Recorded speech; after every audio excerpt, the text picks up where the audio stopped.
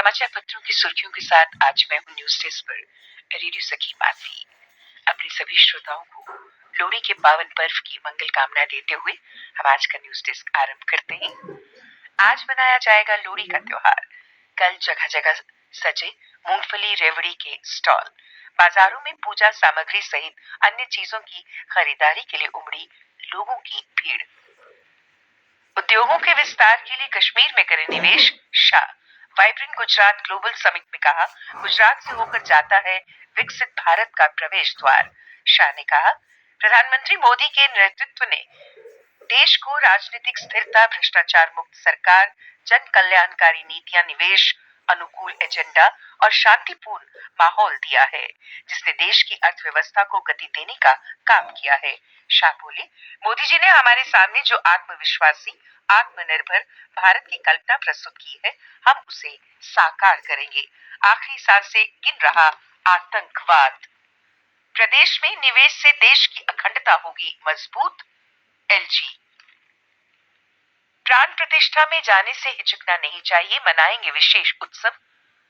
करण सिंह साथ ही साथ पूर्व केंद्रीय मंत्री ने कहा, एक रघुवंशी होने के नाते और निर्माण के लिए 11 लाख रुपए का मामूली व्यक्तिगत दान देने के कारण इसमें शामिल होना बहुत खुशी की बात होगी।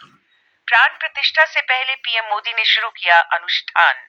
11 दिन रखेंगे उपवास। नासिक के पंचवटी से शुरुआत, कहा यम नियमों का करेंगे पालन।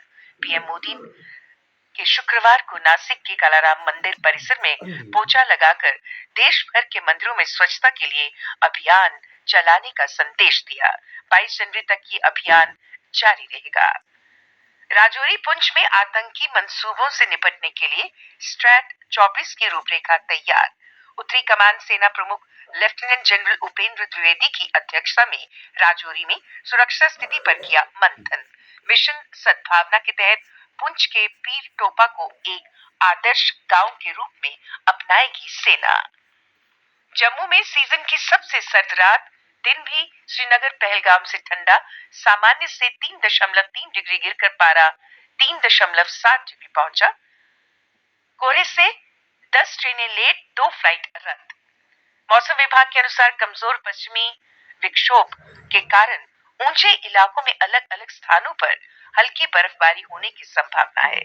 बादल छाए रहने के कारण कश्मीर में न्यूनतम तापमान में मामूली वृद्धि हुई। श्रीनगर में दिन का तापमान वर्ष के इस समय के सामान्य से 6 डिग्री अधिक था।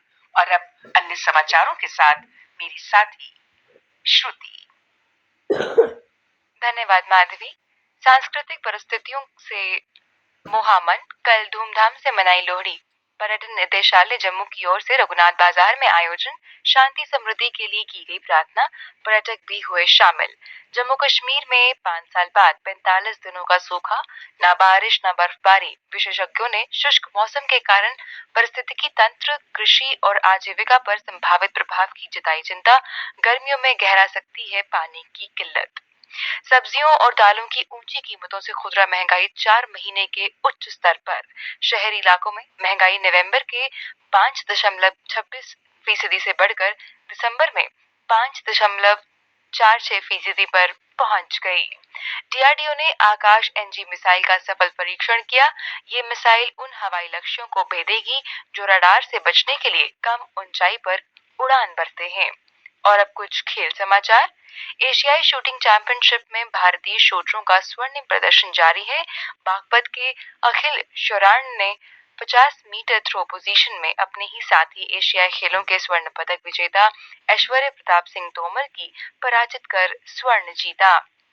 एशियाई खेलों में तीसरे स्थान पर रहने के बाद भारतीय महिला हॉकी टीम एक बार फिर पेरिस ओलंपिक का टिकट हासिल करने के लिए शनिवार से शुरू होने जा रही FIH ओलंपिक क्वालिफायर में जोर लगाएगी। इंग्लैंड के खिलाफ 25 जनवरी से शुरू होने वाली सीरीज के पहले 2 टेस्ट मैचों के लिए घोषित भारतीय टीम में कानपुर के कुलदीप यादव की वापसी हो गई। वहीं आगरा में जन्मे यूपी के विकेटकीपर बल्लेबाज ध्रुव जुरैल को भी 16 सदस्यीय टीम में जगह दी गई। सात्विक साईराज और चिराग शेट्टी की भारतीय जोड़ी शुक्रवार को Malaysia open super 1000 badminton tournament के सेमीफाइनल में पहुंची। और अब मौसम की जानकारी। जम्मू संभाग में मौसम शुष्क रहने की संभावना। कल प्रदेश में अधिकतम तापमान 9.7 डिग्री सेल्सियस और न्यूनतम तापमान 3.7 डिग्री सेल्सियस रिकॉर्ड किया गया।